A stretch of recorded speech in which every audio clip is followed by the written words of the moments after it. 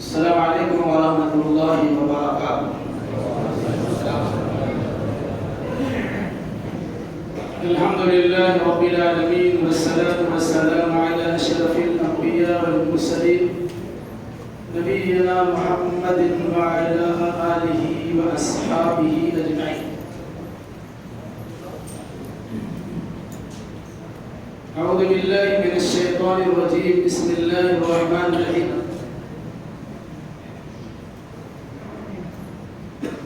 انا نحن نزلنا الذکر وانا له لحافظون۔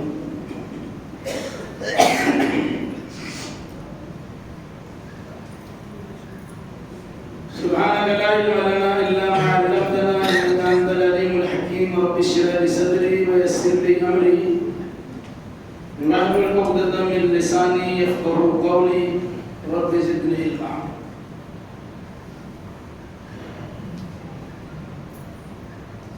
گزشتہ سے پیوستہ تک یعنی پرسوں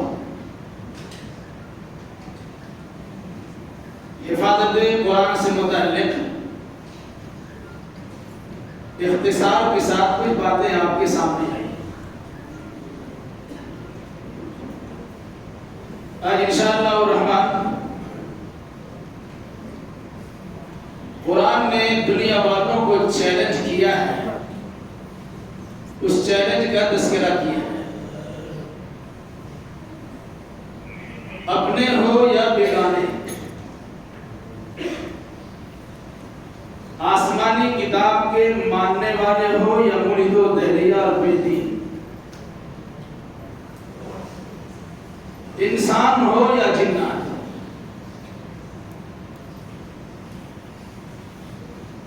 تمام سے کہا گیا کہ اللہ نے آخری کتاب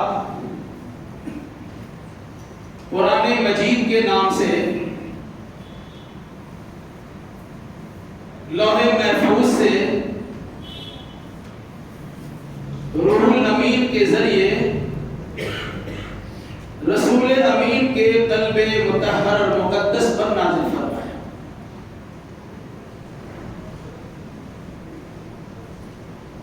اگر کسی انسان کو، کسی جنات کو، کسی فرد کو، کسی جماعت کو اس قرآن کے منزل من اللہ ہونے میں شک ہو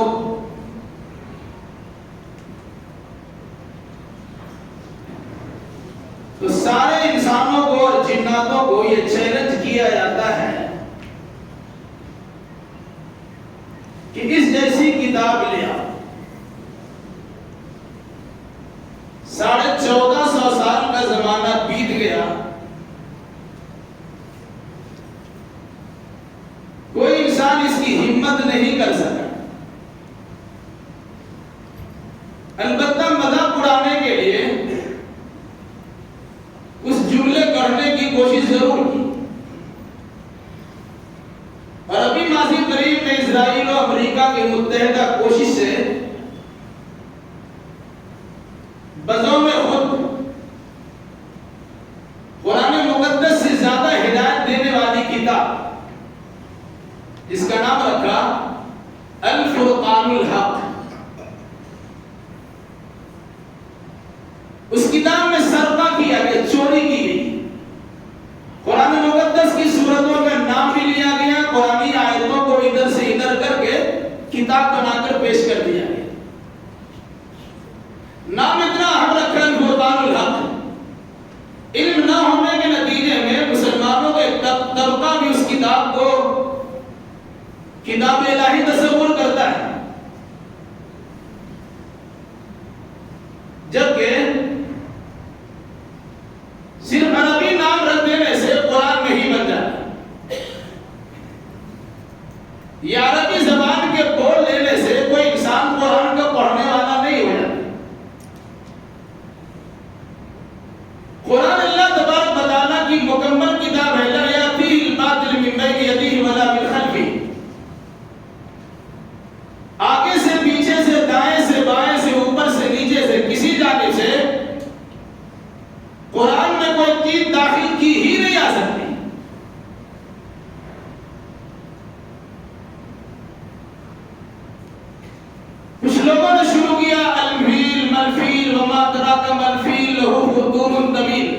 زمانے کی گہرائی اس میں نہیں ہے.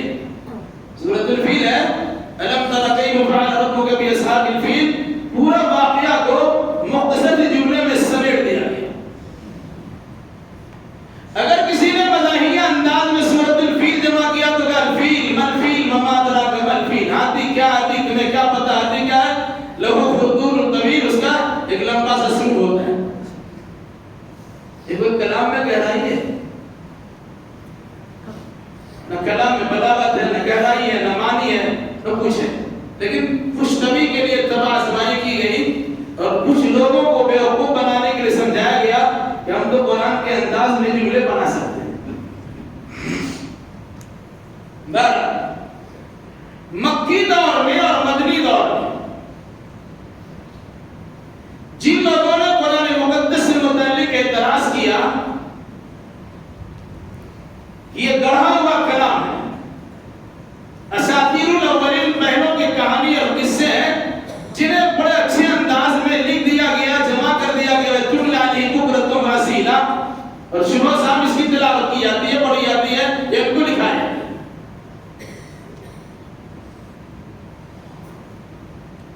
قرآن نے چیلنج یہ کیا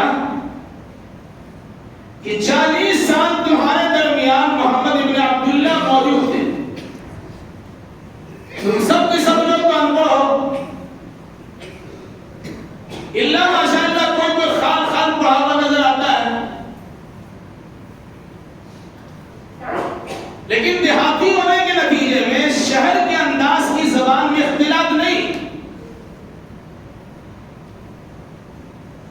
بالکل محفوظ زبان اور صحیح زبان کے بولنے والے آپ لوگ ہو. جان رہے ہو کہ تمہارے ساتھی محمد، تمہارے ساتھ رہنے والے یہ فرد کبھی کسی مکتب مدرسہ اسکول اور کالج کا منہ بھی نہیں دیکھا ہے، ان کو لکھنا بھی نہیں آتا، پڑھنا بھی نہیں آتا. یہ انسان اگر تمہارے سامنے کوئی کلام پیش کرتا ہے، اگر یہ کلام اللہ کا نہیں ہے، ان کا کلام ہے، کہیں سے گڑھ کے لایا ہے، تو تم بھی تو انشاء پرداز ہو، تم بھی بڑے ادیب ہو، تمہیں بھی اپنی تلاوت لسانی میں بڑا ناز ہے، عربی داں ہونے پر، عربی بولنے میں بڑا فخر ہے، تم فصاحت و بلاغت کے ماہر کہلاتے ہو، ادبیت تمہاری گھٹی میں ملا دی گئی ہے. تو ایسا کرو، محمد کی زبان کو بند کرنے کے لیے قرآن جیسا قرآن لے آؤ. کفار مشرکین اللہ کے نبی سے کہتے تھے ایت بقرآن غیر ھذا او بدلو، یہ جو قرآن ہم سنا رہے ہو اس قرآن کے علاوہ دوسرا قرآن لاؤ، اور نہیں تو اس قرآن میں کسی نہ کسی اعتبار سے تبدیلی کر دو، ادل بدل کر دو، ہیر پھیر کر دو. تو اللہ نے آپ سے کہا کہ یہ ما یکون لی ان ابدلہ من تلقاء نفسی ان اتبع الا ما یوحی، یہ میرے بس میں نہیں ہے کہ میں اپنی ذات سے، اپنی جانب سے اس میں کسی قسم کی تبدیلی کر دوں. میں تو بس اللہ تبارک و تعالیٰ کی وحی کی اتباع کرتا ہوں، جو وحی میرے پاس آتی ہے میں اسی کی اتباع کرتا ہوں، میرے اختیار میں نہیں بدل رہے. جس انسان پر کلام اتر رہا ہے وہ انسان اس کلام جیسا کلام بنا نہیں سکتا، وہ انسان اپنی جانب سے اس میں کوئی ادب بدل نہیں کر سکتا. تو جن لوگوں کو قرآن کی ہوا بھی نہیں لگی ہے وہ قرآن مقدس کے جواب کہاں سے دے سکے؟ کیا فرمایا؟ قُلْ لَئِنِ اجْتَمَعَتِ الْإِنسُ وَالْجِنُّ عَلَىٰ أَن يَأْتُوا بِمِثْلِ هَٰذَا الْقُرْآنِ لَا يَأْتُونَ بِمِثْلِهِ وَلَوْ كَانَ بَعْضُهُمْ لِبَعْضٍ ظَهِيرًا. اے محمد صلی اللہ علیہ وسلم آپ فرما دیجیے، انسان اور جنات دونوں جمع ہو جائیں کس بات پر؟ عَلَىٰ أَن يَأْتُوا بِمِثْلِ هَٰذَا الْقُرْآنِ، کہ دونوں مل کر اس قرآن جیسا قرآن لے آئیں. قرآن کہتا ہے لا یاتون بمثلہ ولو کان بعضهم لبعض ظہیرا، ایک دوسرے کے ممد و مددگار ہونے کے باوجود کیوں؟ جس طرح خالق و مخلوق میں فرق ہے، اس طرح خالق کے کلام میں اور مخلوق کے کلام میں زمین و آسمان سے کہیں زیادہ فرق ہے۔ انسان مخلوق ہے، جنات مخلوق ہے، یہ کچھ بھی بولے گا تو محدود علم کے دائرے میں بولے گا، اور اللہ تبارک و تعالیٰ تو خالق آسمان و زمین کی ساری چیزوں کی حقیقتوں کو پوری طور سے جانتا ہے، وہ جو بولے گا مبنی پر حقیقت بولے گا۔ اس لیے فرمایا، اب فرما دیجیے لئن اجتمعت الانس والجن على ان ياتوا بمثل هذا القرآن لا ياتون بمثله، اگر انسان اور جنات جمع ہو جائے اس بات پر کہ قرآن جیسا قرآن بنا کے لے آئے، لا یاتون بمثلہ، تو اس جیسا قرآن نہیں لا سکتے، ولو کان بعضهم لبعض ظہیرا، اگرچہ ان کا بعض کے مددگار ہے۔ پورا قرآن 114 سورتوں پر مشتمل، سورۃ الفاتحہ سے گنتی کیجیے، سورہ ناس پہ ختم کیجیے، 114 سورہ ہے۔ بہت سے لوگوں کو پتا بھی نہیں ہوگا کون سا فلم کے گانے کی شروعات کہاں سے ہوتی ہے، وہ آپ کو یاد ہے؟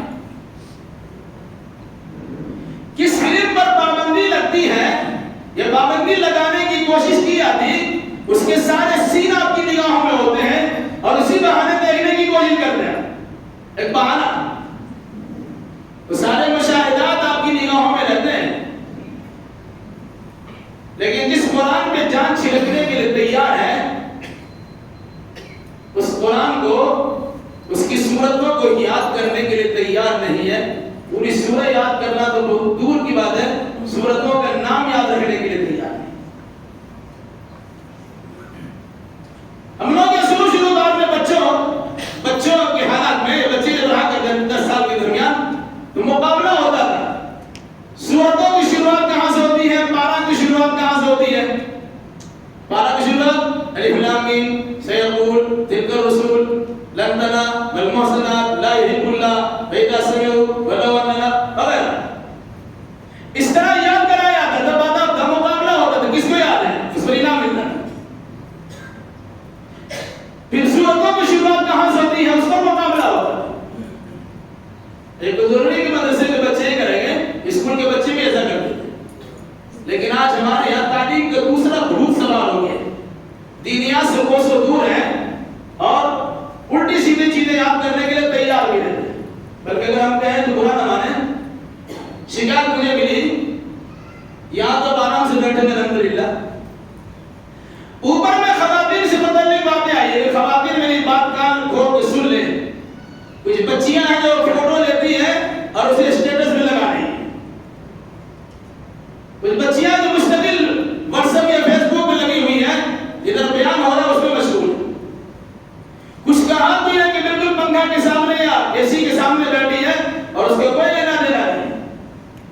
اگر یہ شکایت درست ہے، خبر ملی ہے، تو اللہ کے واسطے اس شکایت کو دور کیجئے اور اپنی رات کو رات جگہ بنا کر اپنے نام اعمال کو سیاہ مت کیجئے، بلکہ اپنی مغفرتوں کا سہارا ڈھونڈ لیجئے۔ اس پر 1 منٹ کی بات کر کے آگے بات پڑھاتے ہیں۔ ایک بار مسجد نبی میں جو وہاں کے بڑے امام شیخ عبد الرحمن حلیفی عشاء کی نماز کے وقت میں تکبیر ہو گئی تھی، انہوں نے 1 سے 1.5 منٹ کی تقریر کی۔ تقریر کیا تھی اس کو خلاصہ بتاتے ہیں کہ بھائیو، پوری دنیا سے اپنے گناہوں کی معافی کے لیے آپ مکہ و مدینہ تشریف لاتے ہیں، اگر مکہ و مدینہ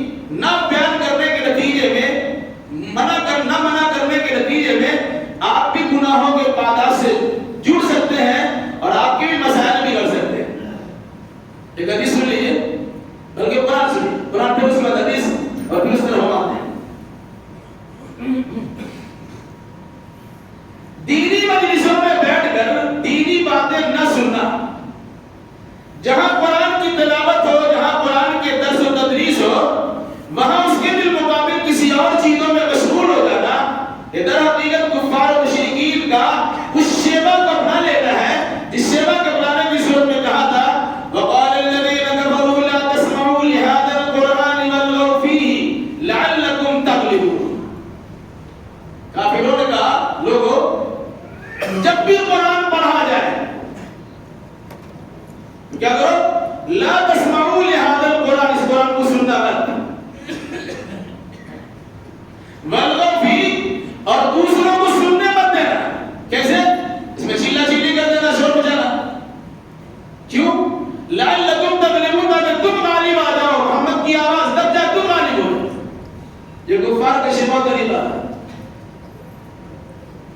اس کے بالمقابل اہل ایمان کا وتیرہ اور شیوا بتایا گیا وَإِذَا قُرِئَ الْقُرْآنُ فَاسْتَمِعُوا لَهُ وَأَنصِتُوا لَعَلَّكُمْ تُرْحَمُونَ، کہ جب بھی قرآن پڑھا جائے وَإِذَا قُرِئَ الْقُرْآنُ فَاسْتَمِعُوا لَهُ، کان اس کی طرف لگا دو، وَأَنصِتُوا، اور زبان خاموش رکھو۔ کیوں؟ لعلکم ترحمون، تاکہ تم پر رحم کیا جائے۔ کفار کا طریقہ تھا قرآن نہ سننا، چلانا تاکہ غالب آ جائے۔ مسلمانوں کا طریقہ بتایا کہ خاموش رہنا، کان لگا لینا تاکہ رحم کیا جائے۔ اگر اللہ کی رحمتوں سے فیضیابی چاہتے ہیں بھائی ہو جاتا ہے تو اللہ کے واسطے سننے کے لیے تیار رہیے، اور خواہ مخواہ اپنے اوقات کو ضائع مت کیجیے کہ ایسا نہ ہو کہ آپ کا نام اعمال گناہوں سے سیاہ ہو جائے اور آپ کی نیکیاں اڑ جائے، ختم ہو جائے، اور پھر خسارہ سے دوچار ہونے کے بعد ہاتھ مدے رہ جائے اور پھر بعد میں پچھتانے سے کوئی فائدہ نہیں۔ تو حدیث یاد رکھ لیجیے، مَجْتَمَعَ قَوْمٌ فِي بَيْتٍ مِّن بُيُوتِ اللَّهِ يَتْلُونَ كِتَابَ اللَّهِ وَيَتَدَارَسُونَهُ بَيْنَهُمْ إِلَّا نَزَلَتْ عَلَيْهِمُ السَّكِينَةُ وَغَشِيَتْهُمُ الرَّحْمَةُ وَحَفَّتْهُمُ الْمَلَائِكَةُ وَذَكَرَهُمُ اللَّهُ فِي مَنْ عِندَهُ، رواه الإمام مسلم۔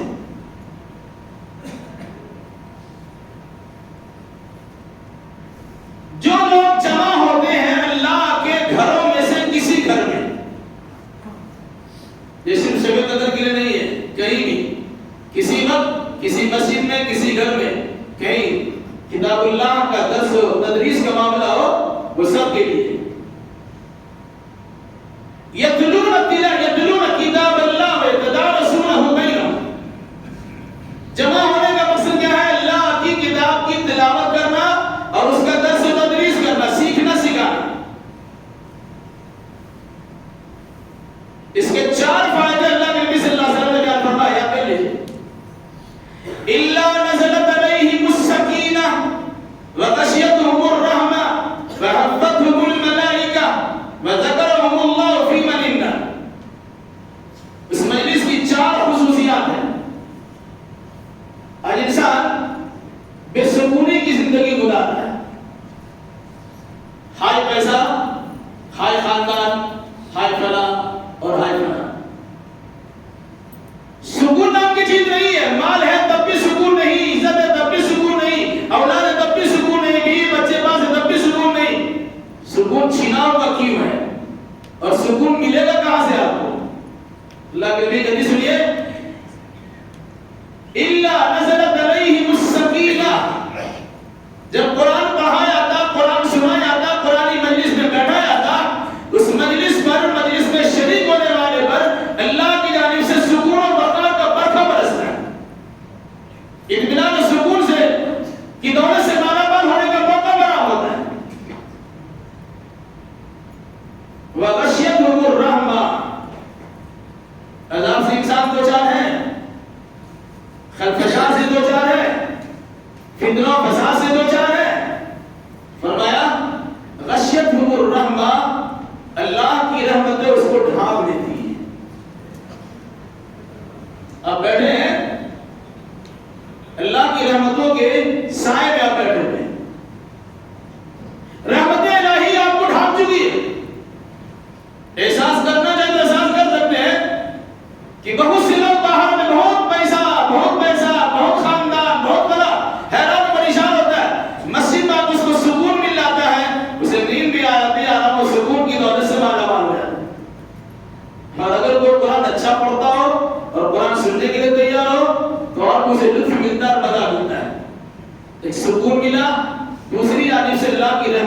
برکھا پہنا. تیسری چیز انسان اپنی پہنہ داری کے لیے پولیس کے کرمی کو بلاتا ہے, پولیس عملہ کو بلاتا ہے. کبھی ایسا ہوتا ہے جو آپ کا باڈی گارڈ ہوتا ہے وہی آپ کو سوٹ کر کے چلا جاتا ہے. تاریخ آپ کے سامنے ہے. اللہ نے اگر کسی کو آپ کی عبادت کے لیے لگا دیا, وہ تو آپ کے ساتھ غداری نہیں کر سکتے, اور کسی دوسرے کی مجال نہیں ہے اس کی عبادت کے مقابلے میں آپ کو نقصان پہنچا سکے. وہ کون ہے؟ حفتہم الملائکہ, ایسی مجلس کو اللہ کے فرشتے سب طرف سے گھیر لیتے ہیں. فرشتوں کی سیکورٹی میں آپ رہتے ہیں. اور چوتھی چیز اس سے بڑی بات ہے, کیا وہ وَذَكَرَهُمُ اللَّهُ فِي مَنْ عِنْدَهُ, اس مجلس والے کا, صرف اسی نہیں, اس قسم کی مجلس ہے جہاں ہوتی ہو, شب قدر نہیں, کبھی بھی مجلس ہوتی ہے, ایسی مجلس والوں کا تذکرہ وَذَكَرَهُمُ اللَّهُ فِي مَنْ عِنْدَهُ, جو اللہ کے پاس مقربین فرشتے ہیں ان کے سامنے اللہ ایسی مجلس والوں کا تذکرہ کرتا ہے. ممتا نے آپ کا نام لے لیا, ممتا تو کس کی پہنچ ہے؟ ممتا میں کیا کمنا ہے؟ اللہ تبارک و تعالیٰ آپ کا نام لیتا فرشتوں کے سامنے, جبریل, میکائیل, اسرائیل, اسرافیل کے سامنے, دیگر فرشتوں کے سامنے کیا تذکرہ کرتا ہے؟ جب اللہ کے فرشتے ایسی مجلس والوں کا تذکرہ کرتے ہوئے اللہ کے سامنے ذکر کرتے ہیں, ہم گھوم رہے تھے, ادھر ادھر جا رہے تھے, فلاں جگہ مجلس لگی, فلاں جگہ مجلس لگی, فلاں جگہ مجلس لگی, اللہ پوچھتا ہے, سب کو معلوم ہے, اللہ سب کچھ معلوم ہے, پھر پوچھتا ہے بندے کیا کر رہے تھے؟ اللہ تیرا ذکر کر رہے تھے, استغفار کر رہے تھے, مغفرت کی بھیک مانگ رہے تھے, جنت طلب کر رہے تھے, جہنم سے پناہ مانگ رہے تھے, مفہوم اس کا ہے. اللہ نے کیا کہا؟ سب کو بخش دو, ہم سب کو بخشتے ہیں. اس میں فرشتوں نے کہا کچھ لوگ تو ایسے صرف اپنا کام سے آگے بیٹھے تھے, وہ گزر رہے تھے, بیٹھ گئے. فرمایا هُمُ الْقَوْمُ لَا يَشْقَىٰ بِهِمْ جَلِيسُهُمْ, یہ متبرک جماعت, یہ متبرک لوگ ہیں کہ ان کے ساتھ اگر تھوڑی دیر کے لیے کوئی انسان بیٹھ جائے گا ان کو بھی محروم نہیں رکھا جائے گا. یہ ہے مجلس, یہ دینی مجلس جس کے وقار کا, ادب احترام کا ہمیں خیال نہیں ہوتا. ہم جمعہ کے خطبہ میں بھی شامل ہوتے ہیں, ادھر ادھر کی باتیں کرتے ہیں, نگاہ دوڑاتے ہیں, اور اس کی بات اچھی لگے تو خوشی کا اظہار کرتے ہیں, خراب لگی تو منہ بنا لیتے ہیں, پھر دوسروں کو دیکھتے بھی کرتے ہیں. اپنا عقیدے کو تباہ برباد نہ کیجیے, اپنے عوام کو خراب نہ کیجیے. بہرحال ایک شکایت آئی تھی راستے میں چلتے چلتے, میں نے اس کا بھی تذکرہ کر دیا. یہ قرآن ہے, اس قرآن سے متعلق اللہ تبارک و تعالیٰ کا اعلان کیا ہے, آپ کہہ دیجیے قُلْ لَئِنِ اجْتَمَعَتِ الْإِنسُ وَالْجِنُّ عَلَىٰ أَن يَأْتُوا بِمِثْلِ هَٰذَا الْقُرْآنِ لَا يَأْتُونَ بِمِثْلِهِ وَلَوْ كَانَ بَعْضُهُمْ لِبَعْضٍ ظَهِيرًا. اے نبی فرما دیجیے, اعلان کر دیجیے, انسان ہو یا جنات سب جمع ہو جاؤ, ایک دوسرے کو تعاون کرنے کے لیے جمع ہو جاؤ, اور لے آؤ قرآن. قرآن کیا کہتا ہے؟ لا یأتون بمثلہ ولو کان بعضهم لبعض ظہیرا, سب مل کر ایک دوسرے کا سپورٹ کر کے, حمایت و مدد کر کے قرآن جیسا قرآن لانا چاہے تو نہیں لا سکتے. قرآن کا ذرا سا اور نیچے آؤ. اب یقولون افترا, یہ کہتے ہیں لوگوں نے کر لیا, قل فاتوا بعشر سور مثلہ مفتریات وَدُعُوا مَنِ اسْتَطَعْتُم مِّن دُونِ اللَّهِ إِن كُنتُمْ صَادِقِينَ. پورا قرآن چھوڑ دو, قرآن مقدس جیسی 10 سورتوں کو لے آؤ, اور اللہ کے مقابلے میں اللہ کو چھوڑ کر جس کو بھی تم اپنے اس کام میں شریک و صحیح بنا کر لانا چاہتے ہو لے آؤ. سب مل کر قرآن مقدس پورا نہیں تو کم سے کم 10 سورت کو لے آؤ. چیلنج قرآن کا برقرار رہا, کسی نے جواب نہیں دیا. 10 سورت بھی نہیں لا سکتے. تو قرآن یہ بھی مدینہ میں آتے یہ کہا وَإِن كُنتُمْ فِي رَيْبٍ مِّمَّا نَزَّلْنَا عَلَىٰ عَبْدِنَا فَأْتُوا بِسُورَةٍ مِّن مِّثْلِهِ وَادْعُوا شُهَدَاءَكُم مِّن دُونِ اللَّهِ إِن كُنتُمْ صَادِقِينَ وَإِن لَّمْ تَفْعَلُوا وَلَن تَفْعَلُوا فَاتَّقُوا النَّارَ الَّتِي وَقُودُهَا النَّاسُ وَالْحِجَارَةُ أُعِدَّتْ لِلْكَافِرِينَ. کیا فرمایا؟ اے لوگوں, اگر تمہیں اس قرآن کے اللہ کی جانب سے نازل ہونے میں شک و شبہ ہے، جس قرآن کو، جس کتاب کو ہم نے اپنے بندے خاص محمد الرسول اللہ صلی اللہ علیہ وسلم پر نازل کیا ہے، تو ایسا کرو فاتو بسورۃ من مثلہ، اس جیسی ایک سورہ لے۔ پھر یہ بھی کہ اکیلے نہیں لاؤ، جس کو بلانا چاہو اس کو بلا کے لے آؤ، سب مل ملا کر کے ایک سورہ لاؤ۔ قرآن پورا نہیں، 10 سورہ میں ایک سورہ لاؤ۔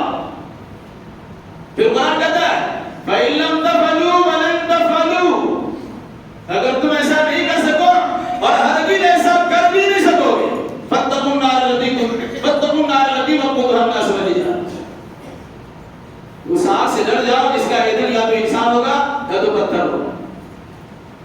کیا مطلب ہوا؟ پورا قرآن نہیں لا سکتے، 10 سورہ نہیں لا سکتے، ایک سورہ نہیں لا سکتے۔ قرآن یہ بھی کہا سورہ طور میں اللہ نے فرمایا فَلْيَأْتُوا بِحَدِيثٍ مِثْلِهِ إِن كَانُوا صَادِقِينَ،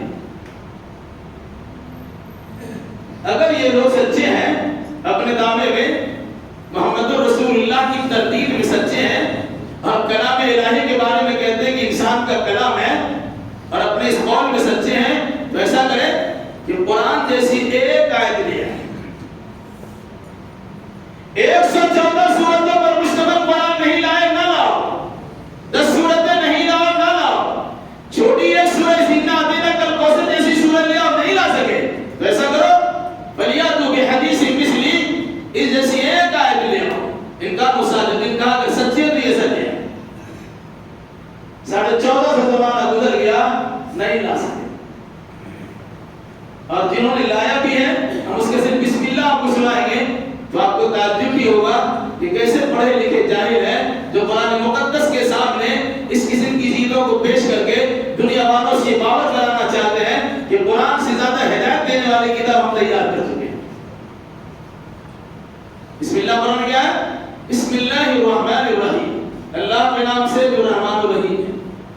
کتنا آسان ہے، ترجمہ بھی آسان، الفاظ بھی آسان۔ بسم اللہ الرحمن الرحیم، بسم اللہ الرحمن الرحیم، اللہ رحمان رحیم کے نام سے، اللہ کے نام سے جو بڑا مہربان نہایت رحم ہے۔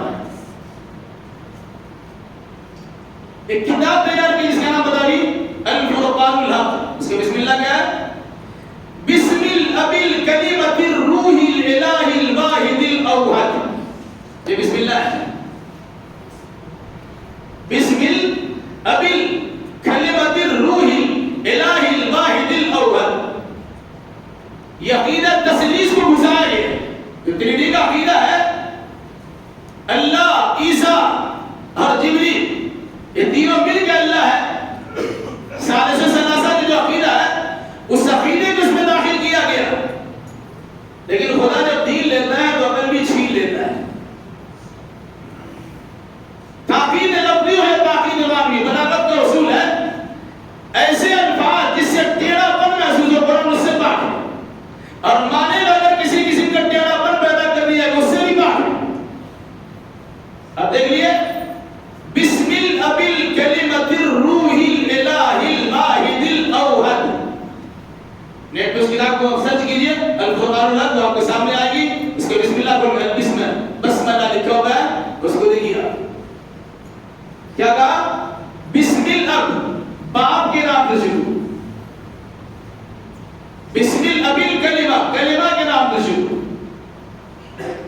الروح، روح کے نام سے شروع، الالہ، الہ کے نام سے شروع، الواحد الاوحد، اکیلا یکتا کے نام سے شروع۔ یہ شروع کیا اس کتاب کا، جب شروعات کا یاد ہے اختتام کا عالم کیا ہوگا۔ میں نے بتا دیا تھا کہ قرآن نے چیلنج کیا تھا کہ تم اس کا جواب لاؤ، جواب تو لا نہیں سکے، البتہ قرآن کی کچھ آیتوں کو ادھر ادھر کر کے، کچھ عربی کے جملے بنا کر کے، کچھ عربی کے جنہیں قرآن مقدس کی سورتوں کا نام چوری کر کے، اس کی آیتوں کو چوری کر کے شامل کیا اور بنایا اور دنیا والوں کے سامنے پرچار کر دیا۔ کیا کہا قرآن نے؟ لا یاتون بمثلہ ولو کان بعضهم لبعض ظہیرا۔ اب دیکھیے امام حرم نماز پڑھا رہے ہیں،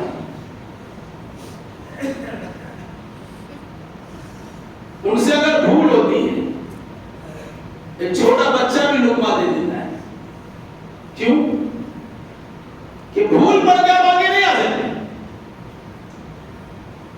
قرآن کی غلطی برداشت نہیں کی آ سکتی. کوئی انسان سوچو الٹا پلٹا پڑھ کے چلے یاد ہوگا؟ نہیں ہوگا. کیوں نہیں ہوگا؟ اس کی وجہ یہ ہے کہ انا نحن نزلنا الذکر وانا له لحافظون. ہم نے اس قرآن کو نازل کیا ہے اور ہم ہی اس کی عبادت کی ذمہ دار ہیں. آسمانی اور بھی کتابیں تھیں، ان کی عبادت کی ذمہ داری نہیں لی گئی تھی. ان کی عبادت کی ذمہ داری ان کے ماننے والوں پر رکھی گئی تھی، ان سے ہو نہ سکا. اور اللہ تبارک و تعالیٰ نے قرآن کی عبادت کی ذمہ داری اپنے سر لی تھی، وہ عبادت میں ہر محفوظ ہے. اگر نعوذ باللہ، ہزار بار نعوذ باللہ، اللہ کے نبی صلی اللہ علیہ وسلم بھی قرآن مقدس میں اپنی جانب سے کسی چیز کو ملا دیتے کہ کیا ان کا ملانا گوارا کر لیا تھا؟ جن پر قرآن اترا ہے ان کو بھی اپنی جانب سے کچھ ملانے کی اجازت نہیں ہے. جن پر قرآن اترا ہے ان سے کفار مشرکین کا مطالبہ کیا تھا؟ ایت بقرآن غیر ھذا وبدلہ، اس قرآن کے علاوہ دوسرا قرآن لائیے یا اس کو بدل کے لائیے. تو کہنا ہے کہ قل ما یکون لی ان ابدلہ من تلقاء نفسی، اے نبی کہہ دیجئے کہ میرے اختیار میں نہیں ہے کہ میں اپنی جانب سے اس میں کسی قسم کی تبدیلی کر سکوں. اور اگر تبدیلی کرتے تو جو لوگ قرآن مقدس کے معنی کو ادھر ادھر کرتے ہیں انہیں ہوشیار رہنا چاہیے. اللہ کی پکڑ نہیں آتی ہے، لیکن اگر اللہ تبارک و تعالیٰ پکڑنے پہ آئے تو دنیا کی کوئی طاقت آپ کو چھڑا نہیں سکتی ہے. اور یہ قرآن سورۃ الحاقہ. وَلَوْ تَقَبَّلَ عَلَيْنَا بَعْضَ الْأَقَاوِيلِ لَأَخَذْنَا مِنْهُ بِالْيَمِينِ ثُمَّ لَقَطَعْنَا مِنْهُ الْوَتِينَ فَمَا مِنْكُم مِّنْ أَحَدٍ عَنْهُ حَاجِزِينَ. اگر یہ محمد صلی اللہ علیہ وسلم ہماری بات میں اپنی جانب سے کچھ بات ملا دیتے، قرآن اس میں تبدیلی نہیں، اس میں ملاوٹ نہیں ہے. اگر یہ بھی ہماری کتاب میں، ہمارے کلام میں، ہماری آیت میں، ہماری بات میں اپنی جانب سے کسی بات کو ملا دیتے، آمیز کر دیتے، تو کیا ہو جاتے ہیں؟ لَأَخَذْنَا مِنْهُ بِالْيَمِينِ، ہم ان کو دائیں ہاتھ سے پکڑ لیتے. مراد مضبوطی سے ان کو دھرتے کہ اپنے آپ کو چھوڑا نہیں پاتے. پھر کیا کرتے؟ ثُمَّ لَقَطَعْنَا مِنْهُ الْوَتِينَ، اور اس کی رگ کاٹ دیتے جس رگ کے کٹنے کے بعد انسان زندہ نہیں رہتا ہے. کیا گردن کو وہ چلے گی، گردن کو موڑ دے گا، یا تو کہتے ہیں موری میں چھوڑ دے گا. جب انسان غصے میں آتے اس طرح بولتے ہیں، اسی انداز کی جملہ استعمال کیا گیا. لَأَخَذْنَا مِنْهُ بِالْيَمِينِ لَأَخَذْنَا بِالْيَمِينِ ثُمَّ لَقَطَعْنَا مِنْهُ الْوَتِينَ فَمَا مِنْكُم مِّنْ أَحَدٍ عَنْهُ حَاجِزِينَ. سنو، تم میں سے کوئی انسان ان کو بچانے والا نہیں ہوتا. جب اللہ تبارک و تعالیٰ پکڑ لیتا کوئی نہیں بچا سکتا. اگر امام الانبیاء سے ایسی بھول ہوئی نہیں ہے، قرآن نے بتلایا، خدا نخواستہ اگر یہ ایسا کر لیتے تب تو ان کی بھی چھٹی ہو جاتی. ان کو بھی ہم پکڑ دے اور ایسا مضبوطی سے پکڑ دے کہ چھوڑا بھی نہیں سکتے تھے اور کوئی دوسرے لوگ بھی مل کے ان کو چھوڑا نہیں سکتے تھے. بلکہ کرتے کیا؟ ہم گردن ہی کاٹ دیتے، شہرت کو کاٹ دیتے، وہ رگ کاٹ دیتے جس رگ کے کٹنے کے بعد انسان زندہ نہیں رہتا ہے. مطلب کیا ہوا کہ جس پر قرآن اتارا گیا ان کو بھی اختیار نہیں دیا گیا ہے کہ قرآن میں اپنی جانب سے کسی قسم کا رد و بدل کر دیں. یہی وجہ ہے جب قرآن مقدس کو یاد کرنے کی باری آئی اور اللہ کے نبی صلی اللہ علیہ وسلم یاد کر رہے تھے جلد بازی کرتے ہوئے، جبریل علیہ السلام پڑھ رہے ہیں، تو آپ کرتے کیا تھے کہ حضرت جبریل کے ساتھ آپ بھی پڑھتے تھے. عام طور سے بچے یاد کرنے کے لیے استاد جیسے پڑھاتے ویسے ہی پڑھتے رہتے ہیں. قرآن کا اپنا دستور بتایا گیا. سنو، اگر جبریل پڑھ رہے ہیں تو آپ کو پڑھنا نہیں ہے، بلکہ آپ سنیے، خاموشی سے سنیے. کس طرح جبریل پڑھ رہے ہیں اس کو سنیے، اس کے بعد پڑھا دینا، جمع کرا دینا، یاد کرا دینا، معنی مطلب سمجھا دینا، یہ ہمارا کام ہے. سورہ قیامہ پڑھیے، اس کی بدایت آپ کے سامنے آئے گی. لا تحرك به لسانك لتعجل به ان علينا جمعه وقرآنه فاذا قرأناه فاتبع قرآنه ثم ان علينا بیانه. اے نبی صلی اللہ علیہ وسلم لا تحرك به لسانك لتعجل به، جلدی جلدی کرتے ہوئے، جلد بازی کرتے ہوئے اس قرآن کو یاد کرنے کے لیے آپ حضرت جبریل کے پڑھنے کے ساتھ اپنی زبان کو حرکت نہ دیجیے. کیوں؟ ان علینا جمع القرآن، اس قرآن کا جمع کرا دینا اور اس قرآن کا پڑھا دینا ہمارا کام ہے. فَإِذَا قَرَأْنَاهُ فَاتَّبِعْ قُرْآنَهُ، جب ہم جبریل کے ذریعے سے آپ کو پڑھ کے سنا دے اس کے بعد اس کی پڑھائی آپ کیجیے. ثُمَّ إِنَّ عَلَيْنَا بَيَانَهُ، پھر ہمارے ذمہ اس کا بیان کرنا، اس کا معنی مطلب سمجھا دینا ہمارا ہی کام. انشاءاللہ اس پر بات بتانا مقصد کیا تھا؟ ایک جانب قرآن مقدس کو یاد کرایا گیا، دوسری جانب قرآن مقدس کو بطور خاص سننے کی تاکید کی گئی، تیسری جانب اللہ تبارک و تعالیٰ نے وعدہ کیا قرآن جمع کرا دیں گے، چوتھی جانب یہ بات آپ کے سامنے آئی اگر کوئی انسان قرآن اپنی جانب سے گھسپیٹ کرنا چاہے تو اللہ تبارک و تعالیٰ کی پکڑ سے بچ نہیں سکتا. یہ الگ سی بات ہے کہ اللہ انسان کو ڈھیل دے کے رکھا ہے، کچھ بھی پک کے نکل جاتا ہے، لیکن اس کا انجام کتنا خطرناک ہوتا ہے بعد میں سمجھ میں آتا ہے. سلمان رشدی کو دیکھ لیجئے، تسلیمہ نصیر کو دیکھ لیجئے، اور ابھی موجودہ دور میں وسیم رضوی کو دیکھ لیجئے، کیا حالات ان کے بنے ہیں. قرآن کی آیتوں کے خلاف سپریم کورٹ نے مقدمہ دائر کیا. کہتے ہیں گھر کا کیا ہے، دھوبی کا گدھا گھر کا نہ گھاٹ کا، وہ صورت ہے اس کی ہے. اسلام چھوڑ کے ادھر کفر میں گیا، کفر چھوڑ کے آیا تو پوچھنے والا نہیں. یاد رکھیے گا اگر کوئی انسان قرآن کے خلاف بغاوت کرتا ہے، قرآن کے راستے میں روڑے اٹکاتا ہے، قرآن کے داعی کے خلاف کسی قسم کی بات کرتا ہے یا اللہ کے کلام کے ساتھ اس قسم کی بدتمیزی کرتا ہے، وہ انسان ابھی نہیں دیر سے کبھی نہ کبھی اللہ کے راہ سے دو چار ہو سکتا ہے. جن لوگوں نے محمد رسول اللہ کو پاگل کہا تھا وہ خود پاگل بن گئے، جن لوگوں نے محمد رسول اللہ کے راستے میں روڑے اٹکایا تھا وہ خود تباہ و برباد ہو گئے، جن لوگوں نے اللہ کے نبی صلی اللہ علیہ وسلم کے راستے میں تکالیف کے لیے کاٹے بجائے تھے یا تو وہ ایمان کی دولت سے مالا مال ہوئے تو اچھا شگفتہ بن گئے، اور نہیں تو پھر تباہی سے دو چار ہوئے تو جہنم نصیب ہو گئے. یاد رکھیے گا اللہ نے اس کتاب کو نازل کیا ہے کائنات کی تقدیر کو سنوارنے کے لیے. وہ انہی 5 راتوں میں سے کسی ایک رات میں جس کی تلاش میں ہم لوگ ابھی جمع ہے بیٹھے ہوئے ہیں، یعنی شب قدر میں. معلومات آپ کے سامنے آ چکی ہیں. لوح محفوظ سے فرشتوں نے لیا، فرشتوں کی جماعت کے ساتھ جبریل امین نے محمد رسول اللہ تک پہنچایا. محمد رسول اللہ نے خود یاد کیا، صحابہ کو یاد کرایا، ان کے سینوں میں جمع کرایا، اور اس کے ساتھ ساتھ پتیوں میں، ہڈیوں میں، جھلیوں میں، چمڑیوں میں اسے لکھوا دیا. بعد میں صدیق اکبر نے کتابی شکل میں اسے جمع کیا، اور اس کے بعد عثمان غنی رضی اللہ تعالیٰ عنہ نے بڑے اچھے انداز میں سرکاری طور سے اس کے نسخے تیار کر کے عوام و خواص کے درمیان پیش کر دی. آج پوری دنیا میں دیکھیں گے قرآن وہی ہے، بسم اللہ سے شروع ہوتا ہے اور والناس میں ختم ہوتا ہے. لکھنے میں کہیں کی تبدیلی آ سکتی ہے لیکن آیت میں تبدیلی نہیں ہے. سورہ فاتحہ 7 آیتوں پر مشتمل سورہ ہے، کوئی تبدیلی نہیں، کوئی آگے پیچھے نہیں ہے. ایسا نہیں کہ ہندوستان کے قرآن ویسا، پاکستان کے قرآن ویسا، نہیں. پوری دنیا میں جہاں بھی قرآن دیکھیے گا تو قرآن کی عبادت کی ذمہ داری چونکہ اللہ نے لی ہے، اس مناسبت سے قرآن محفوظ ہے، پورے طور سے محفوظ ہے. کسی انسان کو اس پر انگشت نمائی کرنے کی مجال نہیں ہونی چاہیے. اور اگر کوئی انسان مجال کرتا ہے تو اس کا حال وہی ہے جو انسان سورت کو تھوکتا ہے، اس کا تھوک اس کے چہرے پہ پڑتا ہے.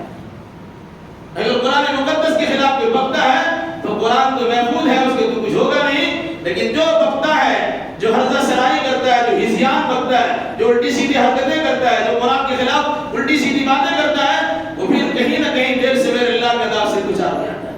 اس لیے اب اس قرآن کی حقیقت کو سمجھیے. شب قدر میں اللہ نے قرآن کو اتارا ہے جس کی تفصیل اس سے پہلے بھی آپ کے سامنے آ چکی ہے. یہ تقدیر والی رات ہے. اگر ہم چاہتے ہیں کہ ہماری تقدیر سنور جائے، ہماری بگڑی بن جائے، ہم جہنمی ہونے سے بچ جائے، جنتی بن جائے، ہم اللہ کا پسندیدہ اور مقرب بندہ بن جائیں، ہم جہنمی نہ بنیں، کفار و مشرکین کو زمرے میں ہم شامل نہ ہو جائیں کہ ایسا ہو کہ ایمان کی دولت سے محروم کر دیے جائیں اور کفر میں، الحاد میں، تہریت میں، بے دینی میں اور اس طرح کی دیگر اوہام و خرافات میں چلے جائیں، نتیجے کے طور پر نہ دنیا کے رہے نہ آخرت کے ایسی حرکتوں کے کرنے سے گریز کیا جائے، پرہیز کیا جائے۔ اللہ تعالیٰ سے دعا کیجیے اللہ ہمیں اور آپ کو اور جملہ مسلمانوں کو کتاب و سنت کی روشنی میں نیک اعمال کرنے کی توفیق عطا فرمائے۔ ایک منٹ کا اعلان سن لیجیے۔ پورے ہندوستان سے مختلف علاقوں سے سفرا حضرات آپ کی خدمت میں تشریف لاتے ہیں۔ بارہ یہ بات آپ سے کہی جاتی ہے، یہ سفرا در حقیقت دین کے علمبردار ہیں، حالات کے مارے میں ضرور لگتے ہیں لیکن ان بوریاں نشینوں کے ذریعے سے کتاب اللہ کی عبادت ہوتی ہے اور سنت رسول اللہ کا فروغ ہوتا ہے۔ آپ کے پاس جو چندہ لینے کے لیے آتے ہیں وہ بخاری مسلم پڑھانے والے مدرسین اور ٹیچرز بھی ہوتے ہیں، ان کا ادب و احترام کیجیے۔ انہی کی مرہون منت ہے کہ آپ کی مسجدوں میں خطیب ملتا ہے، امام ملتا ہے، مدارس میں ٹیچر اور مدرس ملتے ہیں، وہی بوریا نشینوں کے سامنے دام الطلب مستحق کرنے کے نتیجے میں کوئی انسان ایسا بنتا ہے۔ اس لیے اگر وہ آپ کی خدمت میں آتے ہیں بڑے ادب و احترام کے ساتھ ان کا تعامل کیجیے۔ بہت سارے مدارس ہیں، اس کی تحقیق بھی کیجیے، مناسب یہ ہوتا ہے کہ ان تک پہنچیے اور اہل مدارس جو مدرسے کے ذمہ دار ہیں وہاں تک پہنچ کر ان کا تعاون وہاں پیش کر دیجیے، ورنہ بہت سے لوگ ایسے ہیں، اس میں کوئی شک نہیں ہے، 2 نمبر لوگ بھی ہوتے ہیں اور بڑی لباکی کر کے، چالاکی کر کے، بات بنا کر کے، آپ کی ان پر تعریف کر کے ایسا آپ کو موڑ لیتے ہیں کہ آپ ان پر ایسا بھروسہ کرتے ہیں کہ سب کچھ ان کو دے دیتے ہیں اور بیچارے جو صحیح معنی مستحق ہوتے ہیں وہ خاموش ہونے کے نتیجے میں محروم رہ جاتے ہیں۔ آپ اللہ کے واسطے ان کا خیال رکھیں۔ دوسری بات، جامع سلفیہ بنارس مرکزی دارالعلوم کے نام سے مشہور ہے، جمعیت اہل حدیث کا ایک زبردست ادارہ ہے جنہوں نے مختصر مدت میں پوری دنیا میں اپنا نام بھی روشن کیا اور اپنا کام بھی پھیلایا ہے۔ اس مدرسے سے بھی ہمارے ساتھی حضرت مولانا عبداللہ عبدالرؤف سلفی تشریف فرما ہے۔ الہ آبادی جامعہ اسلامیہ سرابی دلی مرکزی ادارہ ہے، بہت بڑا ادارہ الحمدللہ، اور وہ بھی ان کے بھی ذمہ داران یہاں موجود ہیں۔ الہ آبادی اور بھی ملک کے طول و عرض سے آئے ہوئے ذمہ داران مدارس جیسا مدارس تشریف فرما ہے، آپ ان کی خدمت کیجیے اور ادب و احترام کے ساتھ ان کا تعاون۔ ان تمام چیزوں کے ساتھ اگر بچ جائیں تو میری رہنمائی چلنے والا 2 مدرسہ ہے، آپ اس پر بھی تعاون کر سکتے ہیں۔ میں آپ سے زبردستی نہیں کر سکتا ہوں اور خوشامد کی بھیک بھی نہیں مانگ سکتا ہوں، کہ اللہ تبارک و تعالیٰ کرم ہے۔ میں کبھی آپ کے سامنے الہار رسال کی ازاری کے ساتھ نہیں مانگوں گا۔ اگر آپ کو لگتا ہے کہ آپ کا امام اس مدرسے کے چلانے کے حقدار اور مستحق ہے کہ ان کی خدمت میں نذرانے اس انداز سے پیش کیے جائے کہ مدرسے چل سکے تو الحمدللہ دیجیے گا، اور نہیں دیجیے گا تب بھی الحمدللہ میرا مدرسہ چلتا ہے، الحمدللہ چلتا ہے۔ میں خوشخبری سنا دوں، میرے پاس جو بھی زمین و جائیداد ہے الحمدللہ اس سے غلہ جات بھی پیدا ہوتے ہیں۔ گھر میں 2-4 افرادی کھانے پینے والے ہیں، جو گھر میں خرچہ ہوتا باقی سارا مدرسہ میں چلا ہے۔ میری تنخواہ ہو یا تراویح ملنے والی رقم ہو یا ادھر ادھر سے ملنے والی رقم، الحمدللہ میرے خرچے کچھ زیادہ نہیں ہے۔ وہ خرچے جتنے ہوتے ہیں بچنے کے بعد سب مدرسہ ہو جاتا ہے، کیونکہ ہم نے ذمہ داری لی ہے مدرسہ چلانے کی۔ اور ویسے اپنے بچوں سے میں نے کہا ہے کہ زمین کو 3 حصہ کیجیے، 2 بھائیوں 1 حصہ لے لو، 1 حصہ سے مرکز کو مدرسے کو چلا، انشاءاللہ رحمان چلے گا۔ اگر آپ کا تعاون ساتھ رہے گا اور اچھا چلے گا، اور نہیں رہیں گے تب بھی اللہ تبارک و تعالیٰ چلانا چاہے گا تو روک نہیں سکے۔ کسی کے پیٹ میں درد ہوتا ہوگا تو اللہ کے واسطے اس کا علاج کرا دیں۔ اگر آپ تعاون کرنا چاہیں گے تو مسجد کے باہر میں ایک بینر لگا ہوا ہے المعروف ٹرسٹ کے نام سے، مرکز تحفیظ القرآن کے نمبر کے نام سے بینک اکاؤنٹ بھی ہے، المعروف ٹرسٹ کے نام سے بھی بینک اکاؤنٹ بھی ہے۔ اور اگر سہولت ہو تو میرے نام سے اگر گوگل پے یا فون پے کرنا چاہے کر دیجیے گا، لیکن اس میں ضرور لکھیے گا مدرسہ ہے۔ اللہ تبارک و تعالیٰ اس کی توفیق عطا فرمائے۔ اس سے پہلے بات آ چکی تھی کہ ایک بچے پر خرچہ مہینے کا 1500 روپیہ آتا ہے۔